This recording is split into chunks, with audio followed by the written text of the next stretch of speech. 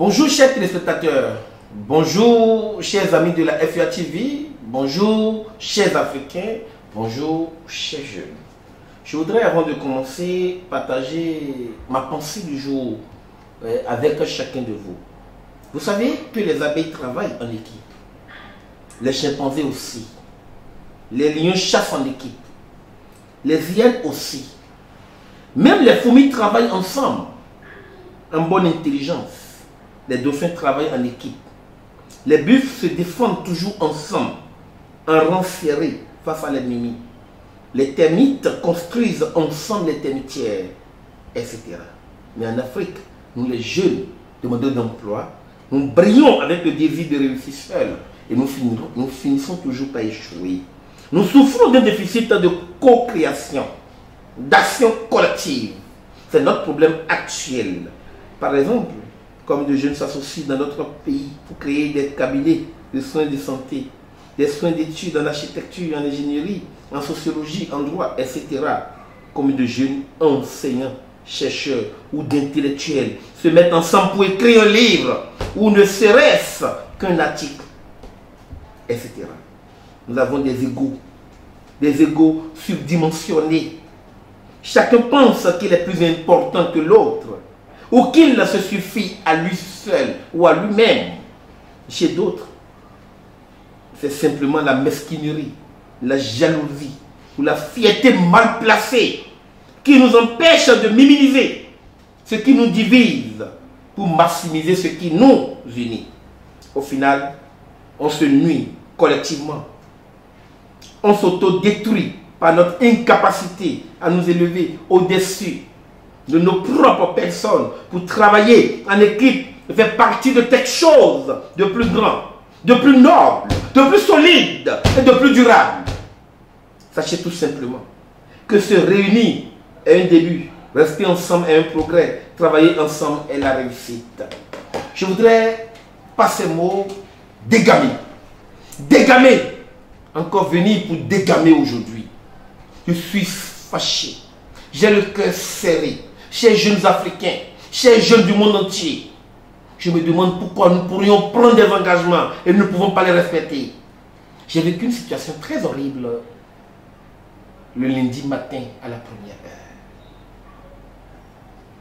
Le lundi matin à la première heure, j'ai vécu une situation pas du tout réjouissante. J'ai les larmes aux yeux, j'ai le cœur serré, parce que j'ai ma fille qui a fait une détresse respiratoire. C'est ce que disent les médecins. Elle était dans un hôpital public. Elle a été évacuée parce que là-bas, il n'y avait pas les éléments, les machines nécessaires pour prendre en charge la petite. Transférée dans une clinique privée de la place, que je vais bien taire le nom. Mais je viens, je vais commencer à sortir vos noms bientôt. Je vais taire le nom d'abord, mais je vais commencer à sortir vos noms bientôt. Dès que nous sommes arrivés dans la clinique, l'on me demanda une caution de 200 000. Ça n'a rien à voir avec les frais de soins et autres, une caution. Comme si nous voulons louer une maison. Comme si nous voulons, comment on appelle, juste une caution de 200 000. J'ai posé exprès cette question. J'avais les 200 000. J'avais l'argent sur moi. Mais j'ai posé la question de savoir. J'ai dit, je n'ai pas l'argent. Mais comment je fais? La dame me dit qu'elle est désolée. Si vous n'avez pas d'argent, retournez chez vous. Mais ce qui m'écoeure est que je voudrais que vous voyez avec moi ceci. Nous allons lire ensemble, chers téléspectateurs. Suivez-moi bien. Serment d'Hippocrate. Au moment d'être admis à exercer la médecine, je promets et je jure d'être fidèle aux lois de l'honneur et de la probité. C'est où la probité là? C'est où la probité? Vous allez lire avec moi. Il faut que je vais agrandir pour que vous voyez bien. Ok? C'est ce que les médecins disent. Quand on dit tu prêtes serment là, tu as juré que c'est ce que tu feras toute ta vie. Maintenant toi tu vas, quelqu'un est malade. Le parent n'a pas l'argent. Un enfant. Et toi, tu dis de déposer la caution. Si le parent n'a pas la caution, l'enfant doit mourir. Tu as prêté seulement pourquoi? Alors, on dit, au moment d'être admis à exercer la médecine, je promets et je jure d'être fidèle aux lois de l'honneur. Non, on n'a pas dit aux lois de l'argent. On n'a pas dit aux lois de l'argent, chers médecins, chers spécialistes, responsables des cliniques, des hôpitaux, publics comme privés. On dit aux lois de l'honneur et de la probité. Sauver d'abord la vie. Même la vie peut être sauvée. Moi, je propose même que la vie soit sauvée et que, après avoir sauvé la vie de la personne, vous exigez même qu'on vous donne votre argent, sinon la personne ne bouge. Là encore, je peux vous comprendre. On continue. Mon premier souci sera de rétablir, de préserver et de promouvoir la santé de tous ces éléments, dans tous ces éléments physiques et mentaux, individuels et sociaux. On dit préserver, rétablir et de promouvoir la santé dans tous ces éléments. Attendez, monsieur Romain, vous ne comprenez pas français? Bac plus 8 avec plus d'expérience. Moi là, on dit que tu es fâché là, pas ta langue. C'est pourquoi je dis, vous les médecins là, monsieur Romain, Kabi, attendez, vous allez étudier et vous venez maintenant porter ses mains et maintenant vous recevez des malades, des cas. Au lieu de rétablir, de préserver ou de promouvoir la santé dans tous ces éléments, pour ces personnes, vous vous permettez de demander une caution. Et ça, vous n'avez pas la caution, la personne doit se retourner. Moi, j'avais la caution. Mais il y a des milliers de personnes qui, par manque de caution, décèdent, meurent à cause de vous, qui avez prêté serment, chers médecins. C'est dommage. Nous allons continuer.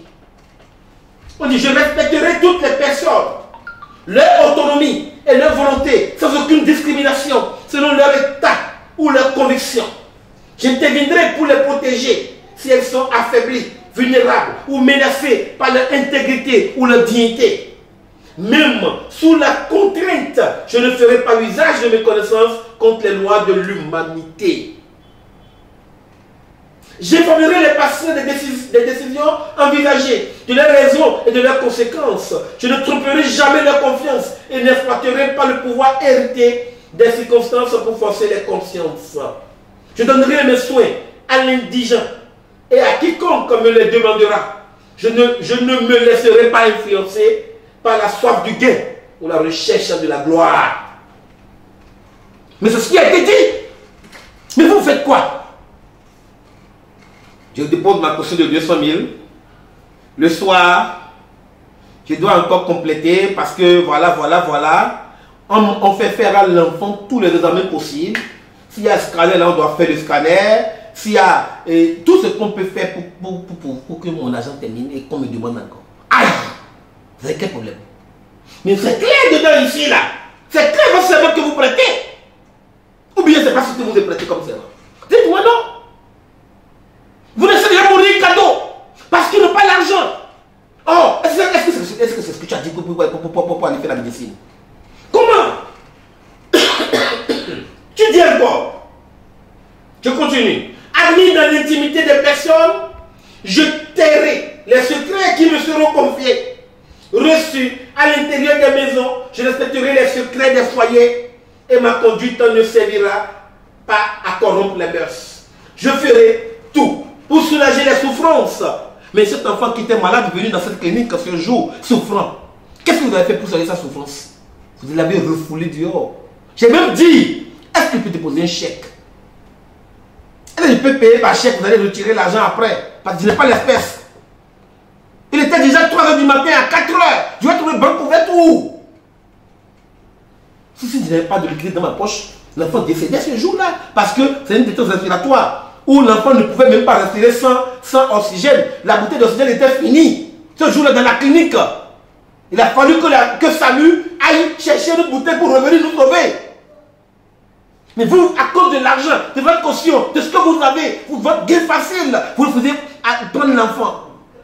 Ce n'est pas parce qu'on n'avait pas les moyens. Mais nous avons payé la caution. Je suis désolé que nous nous comportons de la sorte. Tu dis, je préserverai l'indépendance nécessaire. Non, je ferai tout pour soulager les souffrances. Je ne prolongerai pas abusément les agonies. Je ne provoquerai jamais la mort délibérément. Je préserverai l'indépendance nécessaire à l'accomplissement de ma mission. Je n'entreprendrai rien qui dépasse mes compétences. Je les entretiendrai et les perfectionnerai pour assurer au mieux les services qui me seront demandés. J'apporterai mon aide à mes confrères ainsi qu'à leur famille dans l'adversité. Que les hommes et mes confrères m'accordent leur estime. Si je suis fidèle à mes promesses, que je sois déshonoré et méprisé si j'y manque. Vous êtes déshonoré, vous les médecins. Vous êtes méprisé, vous les médecins. Si vous ne changez pas de comportement, vous allez me voir, parce que vous allez commencer maintenant à vous dénoncer. Appelez vos noms, le nom de vos cabinets, le nom de vos officines. Je suis désolé. Pitié. Au revoir. À la prochaine.